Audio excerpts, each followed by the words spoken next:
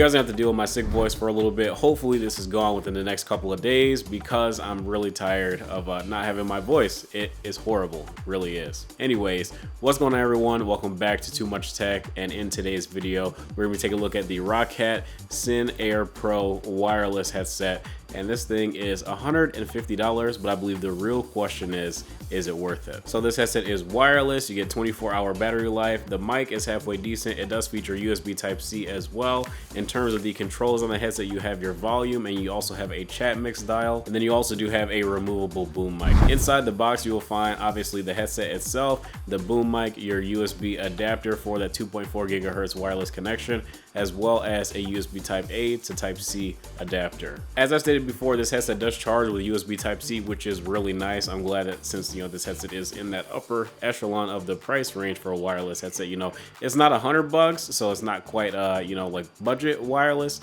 but it's getting a lot closer to that premium wireless headset category in terms of price. So I'm glad to see that it has USB Type-C for really easy charging. If you don't know why we like USB Type-C, it's because obviously if you have your keyboard that's plugged in with USB Type-C or your mouse even, it's one less cable you got to have on your desk or remember where it is. It just makes sense. It's a modern connection. We need to have it on everything. Looking around the headset, the first thing that you will probably notice is the RGB lights that are embedded into both the ear cups, and you can change those effects within the new Roccat Neon software. But that's kind of broken right now, and I hope that they fix that in an update because I wasn't able to change the colors, but it wasn't really that big of a deal. I'll just kind of leave it on this rainbow wave mode anyways. But I just want to let you guys know that if you want to set it to like a specific color, at least at launch, you aren't really able to do that right now. Hopefully in the future they update it really soon. Back to the exterior, we do have this like satin-ish finish on the outside of the headset, and basically it is a fingerprint magnet. Like seriously, like it shows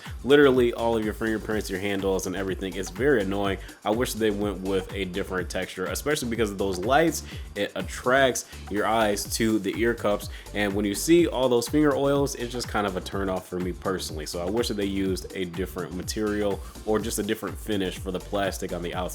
The whole construction of this headset is made of plastic, and they do have some improved ergonomics as well. So this headset does have vertical sliders so you can fit larger size heads, and the ear cups also swivel as well. So if you want to rest it on your shoulders, it's very easy to, and it does feel pretty comfortable as well. I also want to talk about the slightly, and I mean very slightly improved ear cups that Roccat has added to this headset as well. These are 50mm drivers, and the ear cups fit right on them perfectly. They're kind of squared off though, and they are made with this somewhat weird cloth material. So it's not like a velour like you would typically expect, like with Astros or something like that, but it's like this sport weave cloth type texture. Like I feel like I felt this on like a gym shirt before, and honestly it feels really weird. I don't know what made them like choose this. I don't really know if this is the place for that because it's not really the most comfortable. It is comfortable, and it doesn't really move around on my head a lot, so I don't really feel like the abrasiveness of the material, because it does feel kind of abrasive. But I will say that the foam padding on the inside is pretty soft, so that's really good. And this is a lot better than whatever the real leather, fake leather, whatever it was that they used on the Elo Air Pro, because that was my biggest gripe, was the leatherette ear cups. They just retain way too much heat, and I don't have that problem with this cloth. And at $150, I would expect the comfort to be in the realm of like extremely close to being the most comfortable. In terms of the build quality, I thought that the durability was pretty fine, nothing really exceptional, but it's just kind of okay. I don't really know if you should sit on this headset on accident or whatever, to maybe just be really conscious of where you place it to avoid that type of situation entirely. But one thing that I did notice that was really weird is that if you look inside the ear cups, the drivers are completely covered, but there's like exposed plastic around the driver, which I find to be like really weird. I haven't really noticed that on any other headset that I've taken a look at in the past, but this is the first, and it doesn't actually like contact my ear, so I don't have a problem with that. But I think it just looks weird, and it looks like they just kind of cheaped out instead of putting like an entire filter over the whole thing, as it typically is in most other gaming headsets. But everything else in terms of the build quality is pretty good. I would give it a pass. I don't think that there's anything that's glaringly wrong with the build quality other than, again, the finish on the plastic. Now, in terms of the boom mic, when you slide the boom mic down, you hear a little chime that plays in the headset headset itself to let you know that it's on, and you do feel a nice little tactile click. And I think that the quality of the boom mic is pretty decent. I'll let you guys hear it for yourself while we talk about the new Roccat Neon software. So this is the mic from the SYN Pro Air, and basically I think it sounds okay. It doesn't sound terrible, but I don't think it sounds amazing either. Not gonna say that that's unique to like pretty much any gaming headset. I think that they all kind of sound like subpar in comparison to like a real mic, obviously. But I don't think it's horrible. It's okay. Basically, inside of the Roccat Neon settings, you have your battery status here. Obviously, you can update your headset, superhuman hearing. Basically, it just makes everything like slightly louder, and it kind of cranks up the highs a little bit, so it's easier to hear like footsteps and stuff like that. But I don't really love the way that this sounds. Like, it sounds kind of weird and unnatural, so I don't ever really use it. 3D audio, it's okay. I prefer to just play games in stereo. I don't really like the whole simulated surround sound and whatnot, but it's not horrible. I'm just not a fan of it. Game, spatializer, I didn't really like these two settings. I didn't really bother. Anyways, this is your channel mix between chat and game. You can adjust that with the other knob on the headset as well. Noise gate threshold, this is just like an AI type noise gate type of thing. And then also you have your RGB lights and stuff like that. I just leave it on this color wave because otherwise, if you try to pick your own color, I haven't been able to get it to work. So yeah, hopefully they fix that in the software update. But let me know what you guys think of this microphone in the comment section below. The last thing that I want to talk about in terms of the SYN Pro Air is just the fact that this headset, sound quality wise, is nothing really special. Like, it's decent, but I wouldn't say that there's anything that stands out about it. It's not extremely immersive, but it also doesn't sound or feel extremely analytical or accurate. Like, it's just decent all the way around. Like, it's a good headset, but if you were to ask me how much I would think that this headset would cost just after, touching, feeling it, picking it up, putting it on my head, and using it for quite a few hours, I would tell you that I would think this headset might cost like 100, maybe 110 bucks. Nothing really more than that. And to be honest, I think that $150 that's a big reach for me. Like, I wouldn't spend 150 bucks on this headset. I do think it's good though. Like, if you want something that sounds a little bit more analytical, but not much, but just a little bit more analytical than something like the HyperX Cloud Wireless,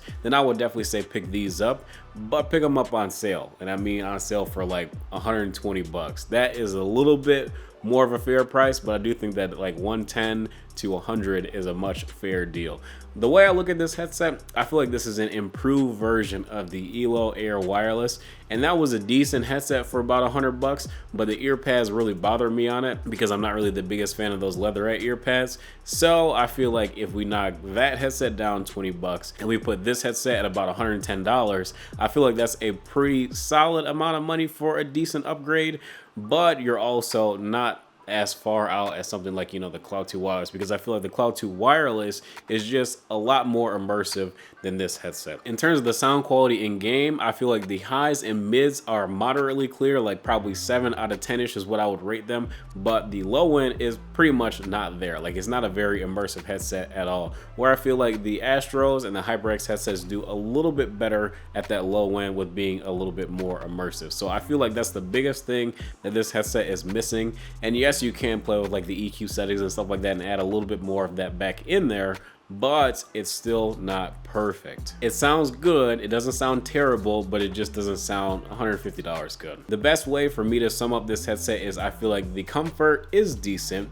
the sound quality is also decent, the durability feels okay, and then the microphone quality is not trash, but it's not amazing either. Like, I definitely wouldn't want to use this on a conference call, but just using it for gaming, I know it's a gaming headset, but using it for gaming is perfectly fine. The battery life is pretty decent as well. It's rated for 24 hours. I have about 75% of battery left after using it over the course of the past week that I've had it, but I've also been moving, so I haven't been gaming as much, but I don't really feel like I would have an issue getting through an entire week of using this headset while gaming. But I'll make it real easy for you guys. I do think that this headset is pretty good. I do think it's an alternative. Something like the Cloud 2 Wireless, I think, is this headset's closest real competitor. Honestly speaking, if this headset was cheaper, like around $110, I would actually think that this is a really good deal. Otherwise, if it's full price at $150, not so much. $150, I'm definitely buying the Cloud 2 Wireless. But for $110, 120 maybe. I do feel like there's a case to be made, and this headset is pretty good for that price once it goes on sale.